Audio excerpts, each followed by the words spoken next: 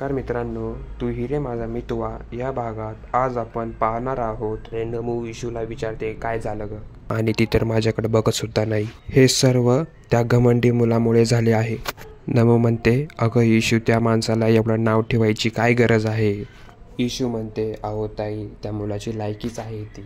अगं इशू, बरं झालं तू वेळेत आली नाही. जर तू वेळेत आली असती तर माझं त्या मतलबी मुलासोबत लग्न झालं असतं. बरं झालं त्या मुलाने तुला अडकून ठेवले.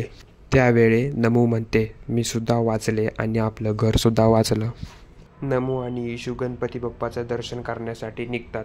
पुढील भागात आपल्याला पाहायला मिळणार आहे अर्णव आणि इशू एकमेकांसमोर येतात. त्या दोघांमधील जो वाद होतो ते पाहण्यासाठी चॅनलला लाईक, शेअर आणि सबस्क्राईब करा. असेच नवीन नवीन अपडेट येतात.